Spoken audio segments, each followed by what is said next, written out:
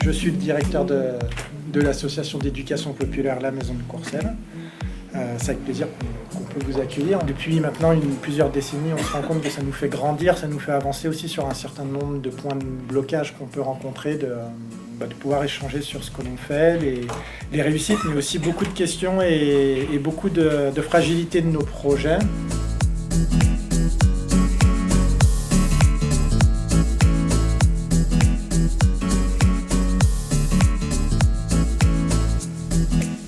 Là, c'est le grand parc de la maison. Ça va être une serre pédagogique qui va servir autant pour les classes de découverte nature que pour les colonies de vacances. Là, juste derrière nous, il y a le rucher école, donc l'apicultrice qui s'appelle Cécile, qui s'en occupe.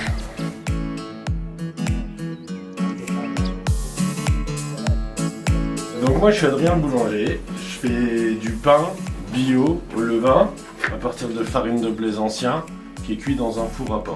Donc en fait, on fait le feu à l'intérieur du four et pendant 2h30 à peu près, on retire toutes les braises de dedans et on met le pain. Et c'est une chaleur tombante, on appelle ça. Ça démarre à 300 degrés et ça descend jusqu'à 200 degrés en fin de cuisson. La quasi-totalité de ma farine, elle vient du GAEC de Conclois.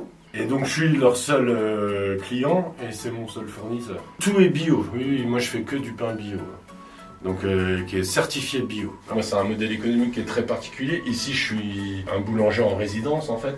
Grosso modo je paye rien à la maison de Courcelles et je me contente de transformer de la farine en pain. Il y a un tiers de ma production qui part ici, à la maison de Courcelles, pour la cantine. Donc ici, pour la maison de Courcelles, ça a tout changé. Entre une gestion en baguette où tous les soirs on en colle au crouton pour faire des gâteaux de pain le lendemain, là on est sur une conservation de 5 jours. Si c'est bien géré, normalement on ne doit pas en jeter. La question alimentaire, elle a été, en 2015, quand je prends la direction de l'association, elle a été mise sur la table par des bénévoles au sein du conseil de maison. On a pris une claque en se rendant compte que notre cuisine pédagogique était une cuisine d'assemblage. Là où on pensait que parce qu'on faisait de la mousse au chocolat, parce qu'on laissait la possibilité aux enfants de concevoir des repas, on est dans une pratique vertueuse alimentaire. En fait, on se rendait compte qu'on était comme beaucoup de centres comme les nôtres, rentrés dans l'aseptisation des lieux. Et puis en parallèle, on fait la rencontre de Hervé Simonel, qui lui arrive à faire ce que nous, on nous dit que c'est pas possible, à savoir manger frais et local et baisser son coût de journée. Donc Hervé, il rentre dans la cuisine et il nous propose en tout cas de venir et de faire avec nous, de nous démontrer que travailler différemment est possible. Et puis ensuite, on croit en une rémunération différente des producteurs. Et ça, on l'a donc avec Adrien, avec Cécile. Adrien, on l'a parce qu'il ne paye aucune charge et on lui achète son pain au même prix que n'importe qui achèterait du pain. Parce qu'on croit en leur capacité à transmettre, que ce soit au chantier d'insertion ou à l'association, des billes ou en tout cas des savoir-faire pour changer nos pratiques alimentaires. Donc là, on va rémunérer plutôt un savoir-faire plutôt qu'un produit fini. On voit bien qu'on a une part un problème de sensibilité et aussi derrière un problème de compétence. C'est-à-dire qu'aujourd'hui, trouver un cuisinier qui sort d'un CAP cuisine, qui sait faire un fond de sauce, ça n'existe plus. On a des solutions mécaniques, on a des poches toutes faites, et on apprend à travailler, que ce soit en formation initiale ou quand ils vont en stage. Et là, on pousse la démarche où on va leur demander, mais c'est aussi dans le cadre de l'accompagnement du chantier d'insertion, de prendre en photo les plats qu'ils envoient sur un groupe WhatsApp qu'on va créer, pour que nous, derrière, la commission des menus, puisse aussi, dans les fiches de pratique, mettre une photo de ce qu'on attend du plat. On ne veut pas uniformiser, mais on veut les sensibiliser à cette question du beau. Bravo. Bon appétit. La Garde, un groupement d'acteurs ruraux en écoactivité, qui est une structure qui regroupe plusieurs associations et qui vise à développer des projets qui vont dans le sens de la transition écologique en faisant jouer les partenariats du groupement. Au niveau de la Gare, on était dans le groupe de travail du PAT sur la question de l'éducation. Dans ce groupe de travail, on retrouvait la maison de Courcelles, le collège de Protois, d'autres structures de l'EducPop au local.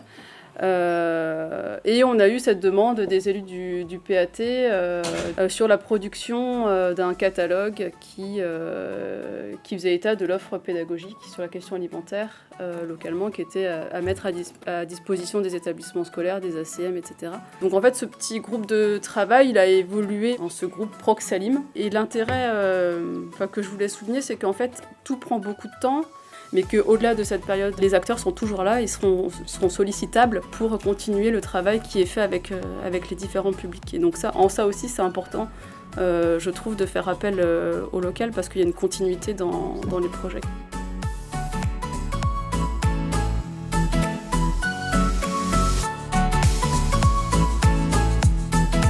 L'histoire commence ici, au collège de Pontoise, en Haute-Marne. Ici, on est 250 à se partager la cour de récré. C'est un collège où il y avait vraiment trop de déchets, puis vraiment trop de gaspillage. Vraiment trop d'argent dépensé. Et beaucoup trop de pollution. Un jour, on a dit on s'est demandé comment réduire le gaspillage alimentaire. Il fallait impliquer les élèves. Donc la première idée qui est apparue, c'est d'organiser un repas zéro déchet.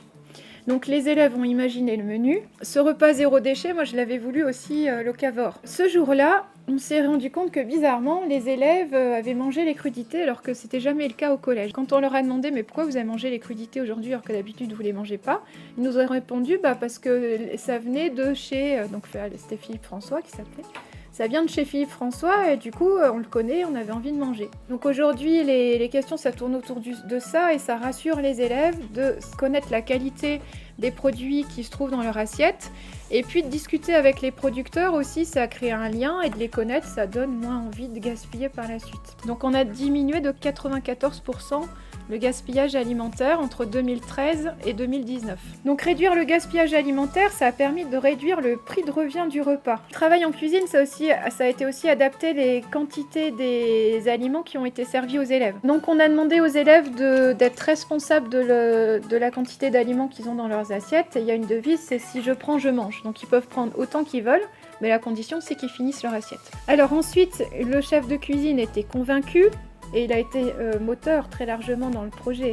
Au niveau pédagogique, journée zéro déchet, les rencontres avec les agriculteurs, la création d'un jardin pédagogique, la mise en place du tri des déchets aussi. Et puis, de façon plus générale, la sensibilisation des élèves aux enjeux environnementaux. On fait des expositions aussi, des enquêtes, des sondages. On débat aussi en classe sur les modes de production, les modes d'élevage, sur les menus végétariens. Et à la fin, il y avait une grosse majorité qui était devenue pour le menu végétarien une fois par semaine. On nous fait goûter les plats et on nous demande notre avis. Du coup, on se sent plus actif au collège. Moi, l'atelier cuisine, ça m'a donné envie d'en faire mon métier. Avant, assiette pleine. Et poubelle pleine. Maintenant, assiette vide. Poubelle vide.